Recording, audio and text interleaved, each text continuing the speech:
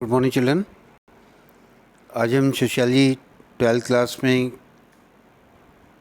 आगे कंटिन्यू करेंगे। Lesson number 5, औद्योगिक समाज में परिवर्तन और विकास।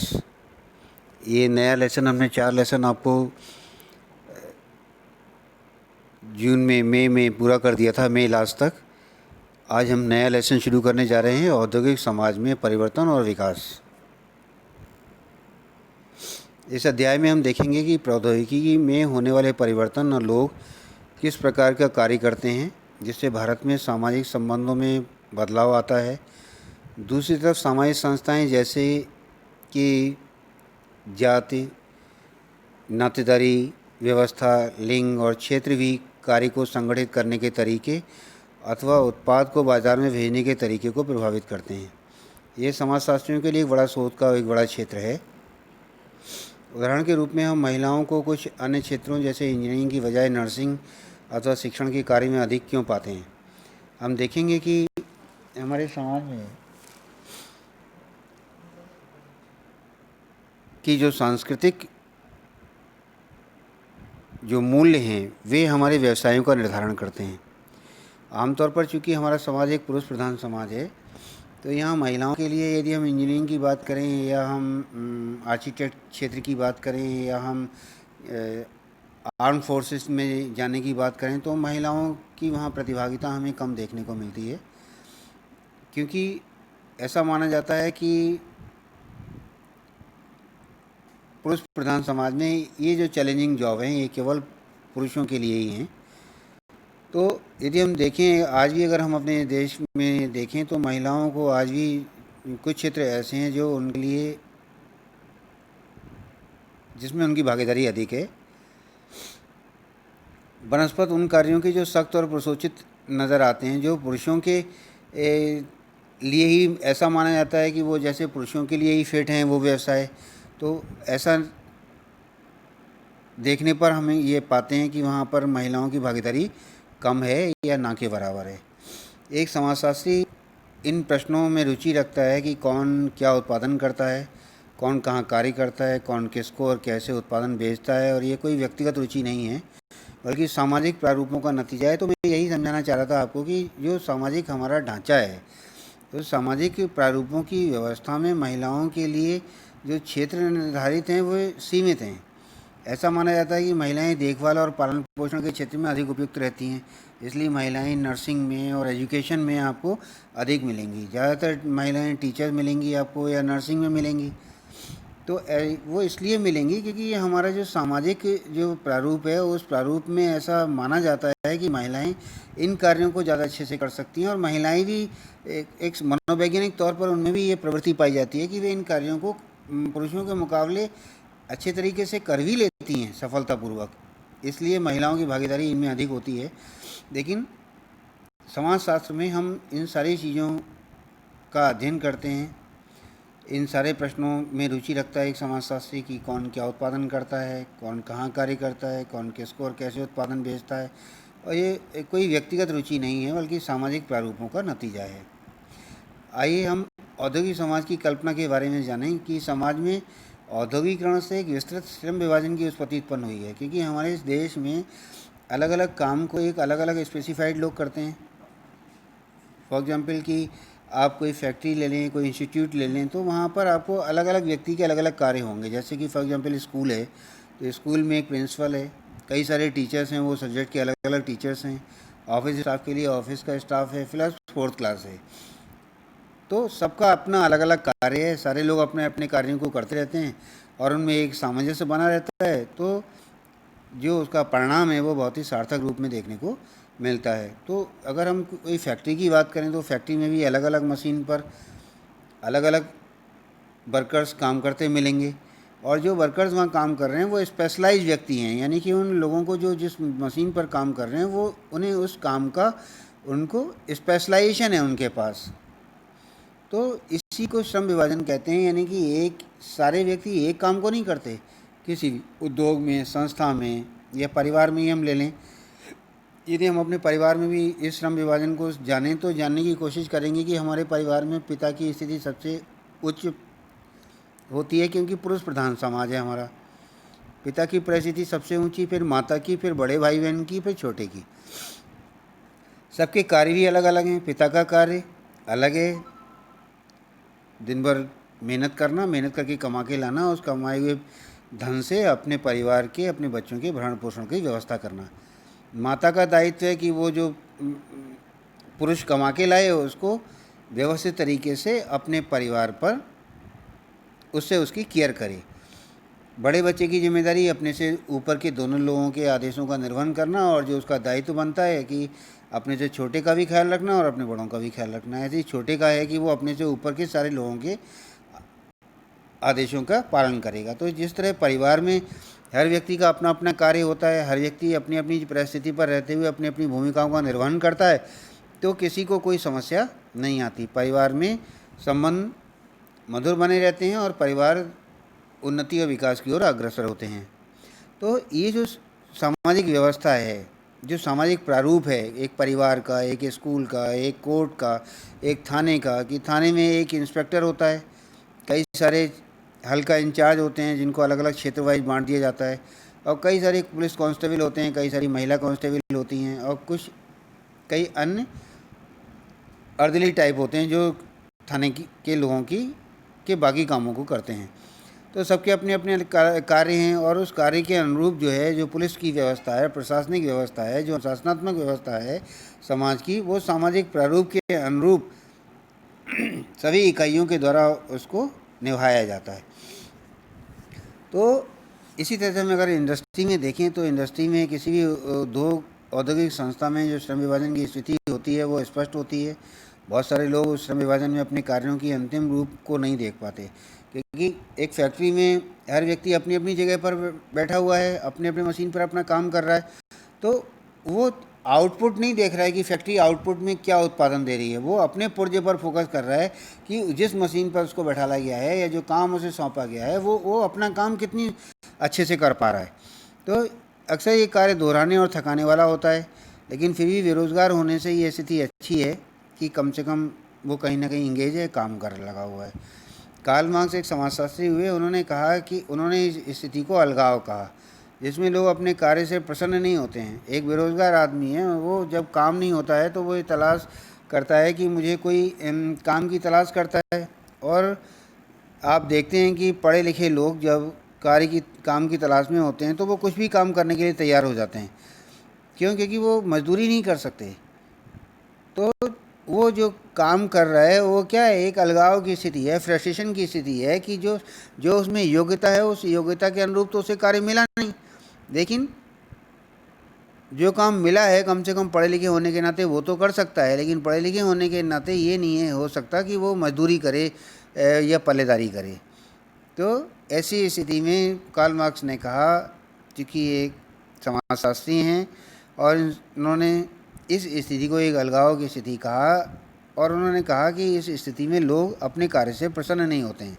उनकी जीविका तो चल रही होती है, उत्तरजीविता तो इस पर निर्भर करती है, लेकिन उनको उससे संतुष्टि नहीं होती, यानी कि वो प्रसन्न नहीं होते हैं।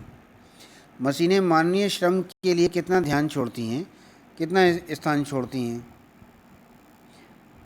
क्योंकि आज सारा काम मशीनों से होने लगा है। इंसानों की आवश्यकता कम हो गई है। जो काम पहले 50 लोग करते थे आज वो एक मशीन कर लेती है।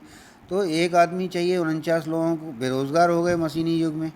तो इसी तरीके से जो कामगर है, जो मज़दूर है, जो श्रमिक है, वह उसे फ्रस्ट्रेशन होता है, क्योंकि वह जो व्यक्ति काम कर रहा है वो एज अ होल नहीं कर रहा, वो एज अ पार्ट कर रहा है।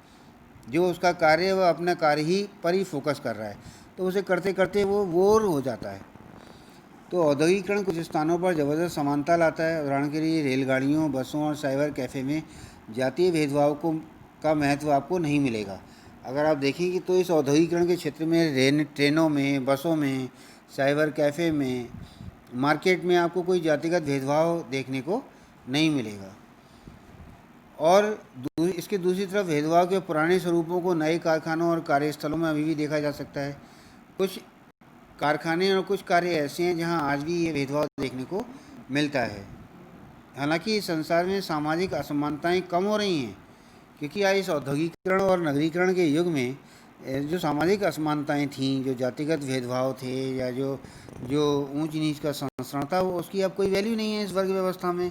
और आज के इस औद्योगिकरण और नगरीकरण के युग में, जहां हम लगातार पाश्चात्य सभ्यता और संस्कृति के प्रभाव से में प्रभावित हैं, या हम लगातार प्रभावित हो रहे हैं, वहाँ पर उन जातिगत व्यवस्थाओं का, उस भेदभाव का आज कोई महत्व नहीं है। तो हम ये तो कह सकते हैं कि आज संसार में सामाजिक असमानताएं इस औद्योगिकरण के फलस्वरूप लगातार कम हो रही हैं या उनमें गिरावट आ रही है। लेकिन आर्थिक या आय से संबंधित असमानताएं बढ़ती जा रही हैं। यानी कि जो व्यक्ति पूंजीपति है वो और पैसा उसके पास होता जा रहा है, और जो व्यक्ति कमज़ोर है उसके पास अपने श्रम के अतिरिक्त कुछ भी नहीं है। यानी कि दिनों दिन उसकी हालत और ख़राब होती चली जा रही है। कुछ समय से समाजशास्त्रियों ने औद्योगिकरण को सकारात्मक और नकारात्मक दोनों रूपों में देखा है। आधुनिकीकरण के सिद्धांत के प्रभाव से 20वीं शताब्दी के मध्य में औद्योगिक अपरिहार्य एवं सकारात्मक रूप में दिखाई दे रहा है। यानी कि हम मध्य युग की बात करें, यदि हम 15वीं 16वीं शताब्दी की बात करें, 17वीं शताब्दी के बीच की बात करें, तो वहाँ पर जो औद्योगिकरण था वो समाजशास्त्री की नज़र में वहाँ पर वो दोनों रूपों में देखा जाता था, सकारात्मक भी और नकारात्मक भी। लेकिन यदि हम 20वीं शताब्दी की बात करें तो हमें आज औद्योगिकरण की जो परिस्थिति है वह सकारात्मक रूप में दिखाई देती है, क्योंकि आधुनिकीकरण का सिद्धांत ये तर्क देता है कि आधुनिकीकरण की प्रक्रिया में पृथक समाज की अवस्थाएं अलग अलग हैं, परंतु उन सभी की दिशा एक है। इन सिद्धांतकारों के अनुसार आधुनिक समाज पश्चिम का प्रतिनिधित्व कर रहा है, क्योंकि जो आज का समाज है उस पर पश्चिमी प्रभाव का स्पष्ट प्रभाव देखने को मिलता है। आधुनिकीकरण के इस स्थिति में आज 20वीं 21वीं सदी में आज हमें आधुनिकीकरण का प्रभाव स्पष्ट रूप से देखने को मिलता है, और हम ये स्वीकार करते हैं कि हमारे इस आधुनिक संस्कृति पर, सभ्यता पर आज लगातार पाश्चात्य सभ्यता और संस्कृति का असर पड़ रहा है, जिसमें हमें तमाम नित्य नई नई चीज़ें हमारे सामने आ रही हैं और उन्हें हम उसी रूप में स्वीकार कर रहे हैं। तो हर इस आधुनिकीकरण की बदौलत क्या हो रहा है कि जो समाज की अवस्थाएं हैं वे हैं तो अलग अलग, यानी कि हर समाज में की जो आधुनिकीकरण की प्रक्रिया है वो अलग अलग तरीके से घट रही है, लेकिन सबकी दिशा एक ही है। यानी कि आधुनिकीकरण का जो उद्देश्य है वो यही है कि अपने समाज को विकसित करना, एक अपने देश को विकसित राष्ट्र बनाना। भारत में अगर हम औद्योगिकरण की बात करें तो भारत में औद्योगिकरण से होने वाले अनुभव कई प्रकारों से पाश्चात्य प्रतिमान से सामान और कई प्रकारों से भिन्न है। विभिन्न देशों के बीच किए गए तुलनात्मक विश्लेषण ये सुझाते हैं कि औद्योगिकरण पूंजीवाद का कोई आदर्श प्रतिमान नहीं है। चलिए अब हम इन भिन्नताओं के बिंदु से प्रारंभ करते हैं कि इन लोगों के कार्य करने के तरीके से संबोधित करते हैं।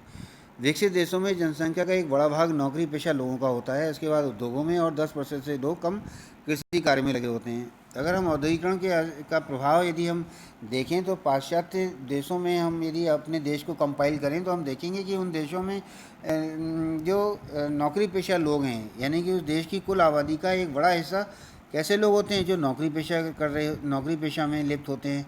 यानी कि जो नौकरी पेशा लोग हैं वो उन देशों में आपको अधिक मिलेंगे जहाँ आधुनिकीकरण चरम पर है। दूसरा कौन लोग मिलेंगे जो उद्योग करते हैं, और बहुत कम लोग, यानी कि केवल 10% लोग आपको ऐसे मिलेंगे उन देशों में जहाँ केवल 10% लोग कृषि कार्यों में लगे हुए हैं। विकसित और विकासशील देशों में एक और बड़ा अंतर नियमित वेतनभोगी कार्यरत लोगों की संख्या का होना है। यानी कि जो विकसित और विकासशील देश हैं वहाँ पर एक हमें बहुतायत उन लोगों की मिलेगी जो वेतनभोगी कर्मचारी हैं। वेतनभोगी का मतलब वेतन पर काम करने वाले लोग। औपचारिक रूप से कार्यरत लोग बहुसंख्यक होते हैं। भारत में आज जो स्थिति है उसमें 50% लोग ऐसे हैं जो स्वरोजगारी हैं, जो अपना रोजगार कर रहे हैं। केवल 14% लोग नियमित वेतनभोगी रोजगार में हैं।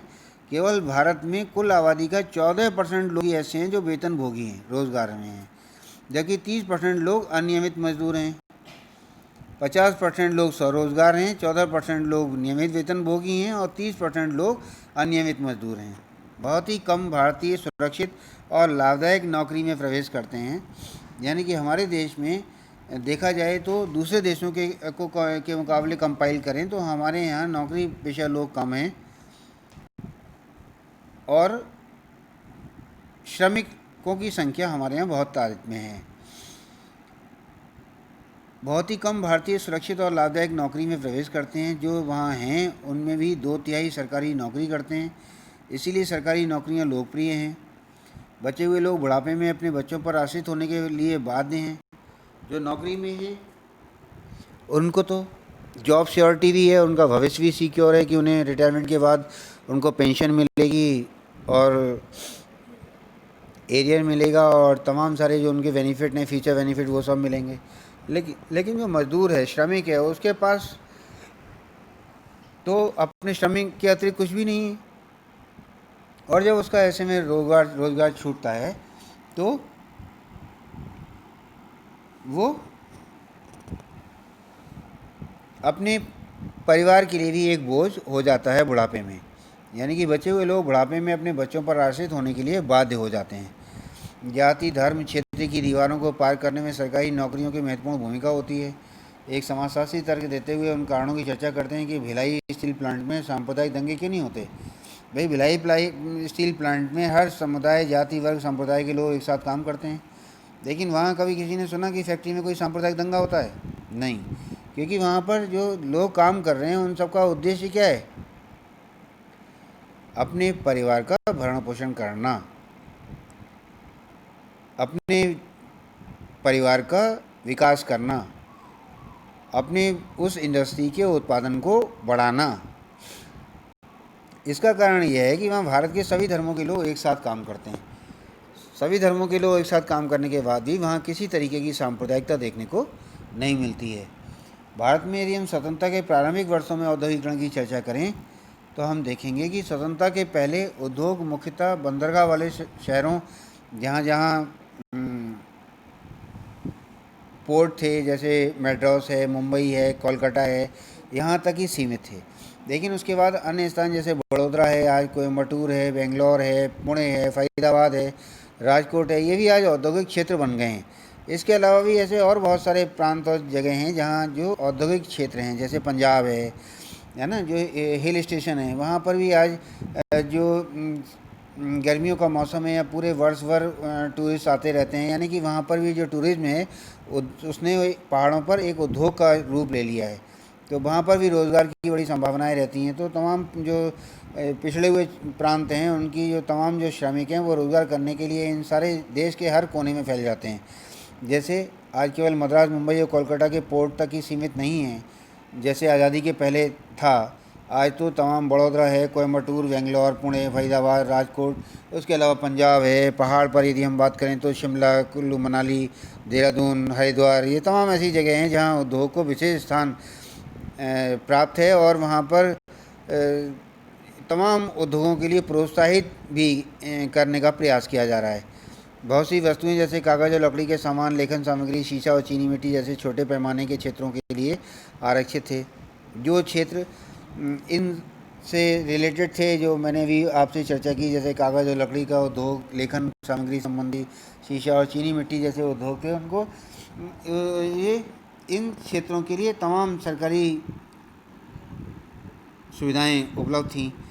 1991 तक कुल कार्यकारी जनसंख्या में केवल 28% बड़े उद्योगों में नौकरी कर रहे थे, जबकि 72% लोग ऐसे छोटे छोटे पैमाने के परंपरागत उद्योगों में कार्यरत थे। ये 1991 का आंकड़ा है। और 1991 के बाद ही अगर हम 2011 की बात करें या हम 2020 की बात करें तो इसमें बहुत बड़ा चेंज नहीं आया है। आज भी 28% की जगह 30% और 72 की जगह 70% लोग माने कि 70% लोग छोटे पैमाने और परंपराओं के उद्योगों में कार्य कर रहे हैं, जबकि 30% लोग केवल बड़े उद्योगों में नौकरी कर रहे हैं। तो आज बच्चों ने आपने देखा कि किस तरह से जो ये भारतीय समाज में हमने औद्योगिकरण को समझने की कोशिश की। आगे हम इसकी चर्चा को जारी रखेंगे, लेकिन अभी इस पूरे लेक्चर को सुनने के बाद आप इस पर अपना एक लेख तैयार करेंगे।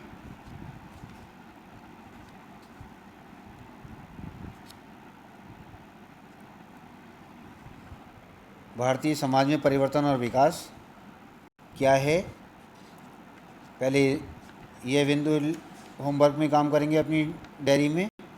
स्वतंत्रता के प्रारंभिक वर्षों में औद्योगिकरण की स्थिति क्या थी हमारे देश में, इस पर एक आर्टिकल तैयार करेंगे। और होमवर्क में भारत में औद्योगिकरण की क्या स्थिति है ये भी आप बताएंगे। भारत में स्वतंत्रता के प्रारंभिक वर्षों में औद्योगिकरण की स्थिति को अलग पैराग्राफ में बताएंगे, अलग हेडिंग में। और भारत में औद्योगिकरण की जो वर्तमान स्थिति है उसको आप एक दूसरे हेडिंग में बताएंगे। और इस तरह से औद्योगिक समाज में परिवर्तन और विकास को आप इस लेक्चर के बिहाफ पर अपनी कॉपी में नोट्स तैयार करेंगे। आगे इस लेसन को हम कंटिन्यू करेंगे, सारे बच्चे से ध्यान से सुनेंगे, समझेंगे और अपनी कॉपी में नोट्स बनाएंगे। जब भी स्कूल खुलेंगे तब ये सारी कॉपियाँ बाकायदा आपकी चेक होंगी। आज ये 5th लेसन हमने आपका आफ्टर समर वेकेशन 1 महीने के छुट्टियों के बाद हमने आपका आगे शुरू किया है। ये 5th lesson sociology class 12th औद्योगिक समाज में परिवर्तन और विकास। इसमें हमने आपको बताया कि औद्योगिक समाज में परिवर्तन और विकास की अवधारणा को समझाया, उसके बाद भारत में औद्योगिकरण को समझाया और स्वतंत्रता के प्रारंभिक वर्षों में औद्योगिकरण की क्या स्थिति थी हमारे देश में, इस पर हमने आपसे बात की है। आगे की चर्चा हम आपको नेक्स्ट टर्न पर करेंगे। सारे बच्चे ध्यान रखेंगे कि इस संक्रमण के दौरान जब ये संक्रमण अपनी चरम पर है, हमारे देश में लगभग 9 लाख के करीब मरीज निकल चुके हैं, ऐसी स्थिति में हम सब घर से बाहर बिल्कुल नहीं निकलेंगे और घर में रहकर अधिक से अधिक अपने हाथों को बार धोते रहेंगे, मुंह पर मास्क लगाएंगे और घर से बाहर बिल्कुल भी नहीं जाएंगे। सारे बच्चे सोशल डिस्टेंसिंग को फॉलो करेंगे। ठीक है।